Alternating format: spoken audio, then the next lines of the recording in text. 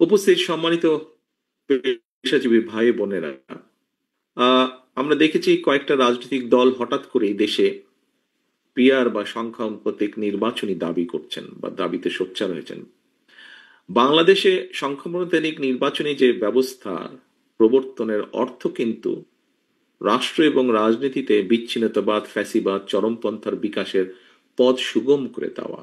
সংখ্যানুপাতিক যে নির্বাচনী ব্যবস্থা, এটা কিন্তু বিভ্রান্তিমূলক সমাজ সৃষ্টি এবং সরকার অস্থিতিশীলতার কারণ হয়ে উঠতে পারে বা উঠবে। বাংলাদেশের প্রেক্ষাপটে দেশের স্বাধীনতা, সার্বভৌমত্ব হুমকির সম্মুখীন হয়ে পড়বে। দেশের জনগণের সুদৃঢ় ঐক্য চাইলে কোনোভাবেই আমরা মনে করি সংখ্যানুপাতিক নির্বাচনী ব্যবস্থা চালু হওয়া উচিত না।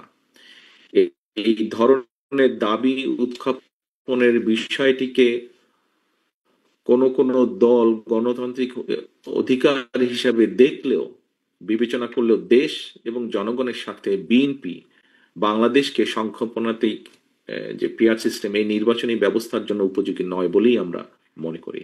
কারণ আমরা যদি একটু দেখি ভালো করে, 2024 সালে গণ অভ্যুত্থানের আরো একবার কিন্তু প্রমাণিত হয়েছে, এই যে গণ অভ্যুত্থান হয়েছে, এই গণ অভ্যুত্থান নিজেই কিন্তু একটি বিষয় প্রমাণ করে। সেটা হলো দেশকে যদি তাবেদার মুক্ত রাখতে হয়, ফ্যাসিবাদ মুক্ত রাখতে হয়, তাহলে জনগণের ঐক্যই হচ্ছে সবচাইতে বেশি জরুরি। সম্মানিত উপস্থিতিবৃন্দ, আপনারা রাজনৈতিক, অর্থনৈতিক, সামাজিক, সাংস্কৃতিক সব দিক থেকে সমাজের সবচেয়ে সচেতন অংশ। সংবিধিবদ্ধ বিধিবিধান আর আইন কানুন দিয়ে ফ্যাসিবাদকে আর অথবা স্বৈরাচারকে কিন্তু রোধ করা যায় না। এবং আইন কানুন না মানার কারণেই কিন্তু কেউ কেউ ফ্যাসিস্ট কিংবা অটোক্রেট হয়ে উঠতে পারে। রাষ্ট্র ঠেকাতে চাইলে জনগণকে রাজনৈতিক এবং অর্থনৈতিকভাবে, যা বিভিন্ন সময় আমি বলেছি, জনগণকে যে কোনো মূল্যে রাজনৈতিকভাবে এবং অর্থনৈতিকভাবে শক্তিশালী হিসেবে গড়ে তুলতে হবে।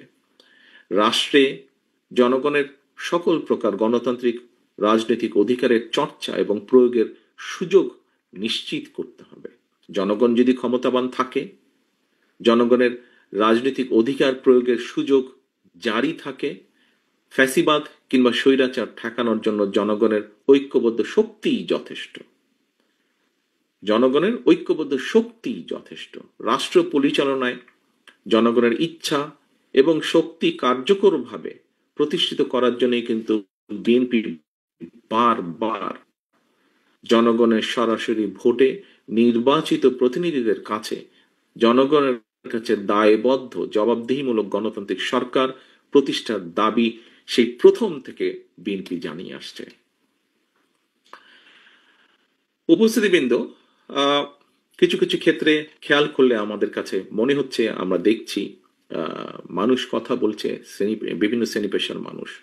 একটি বিষয়, অন্তর্বর্তীকালীন সরকারের ঘাড়ে যারা বন্দুক রেখে সরকারের উপরে নিজেদের খবরদারির বহাল রাখতে চায়, সরকারের উপরে প্রভাব খাটিয়ে বিভিন্নভাবে ফায়দা হাসিল করতে চায় বা নিজেদের আখের গোছাতে চায়, তাদেরকেই আমরা দেখছি জাতীয় নির্বাচন অনুষ্ঠানে কে সুকৌশলে বাধা সৃষ্টি করছে। এটি এখন কথাটি আস্তে আস্তে বিভিন্ন জায়গা থেকে সামনে আসছে কথাটা। সম্মানিত নাগরিকবৃন্দ, গণ অভ্যুত্থানের কৃতিত্ব কিন্তু কোনো একক গোষ্ঠী বা দলের নয়।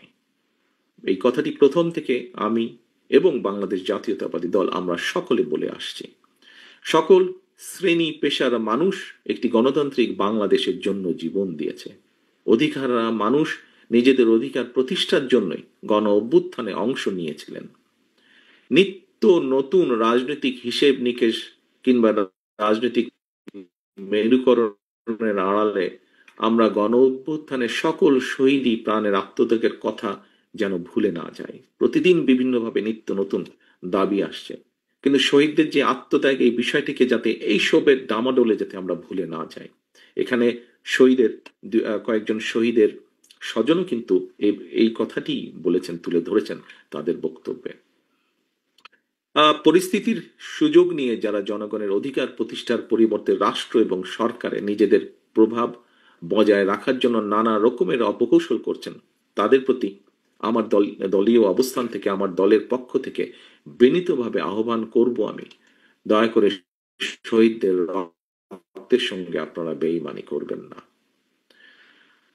সম্মানিত অতিথিবৃন্দ, শাসক পাল্টেছে, কিন্তু শাসনের চরিত্র বোধহয় পাল্টেনি। জনগণের এমন একটা ধারণা যদি সৃষ্টি হয়, তা হবে কিন্তু গণতন্ত্রকে প্রাতিষ্ঠানিক রূপ দেওয়ার ক্ষেত্রে একটি বিশাল বড় সংকট হবে সেটা, যদি জনগণের মধ্যে এরকম কোনো ধারণা হয়। এজন্যই কিন্তু বারবার বলতে চাই, নিজের জীবন দিয়ে যেসব বীর সন্তানেরা দেশকে ফ্যাসিবাদ মুক্ত করেছেন, এবার সেই সব শহীদদের প্রতি আমাদের ঋণ পরিশোধের পালা।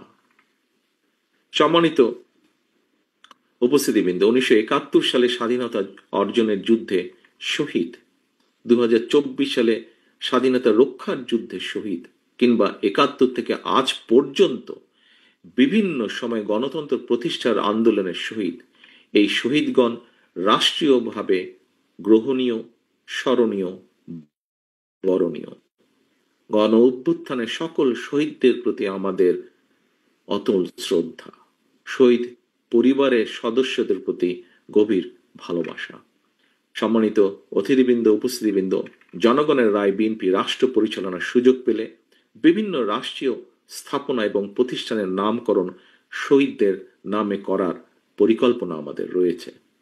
পরিশেষে একটি সুন্দর এবং মেহনতি মহতি অনুষ্ঠানের আয়োজন করেছেন যারা, তাদের সকলকে আন্তরিকভাবে ধন্যবাদ জানিয়ে এবং এই অনুষ্ঠানে উপস্থিত শহীদ পরিবারের সদস্যদেরকে আরো একবার আন্তরিক সম্মান এবং ধন্যবাদ জানিয়ে এবং শহীদদের আত্মার মাগফিরাত কামনা করে, আজ উত্তরার দুর্ঘটনার কারণে যারা নিহত হয়েছেন, একই সাথে যারা নিহত হয়েছেন তাদের আত্মার মাগফিরাত কামনা করে এবং যারা বিভিন্নভাবে ইনজিওর্ড হয়েছেন সেই মানুষগুলোর সুস্থতা কামনা করে আমার বক্তব্য শেষ করছি।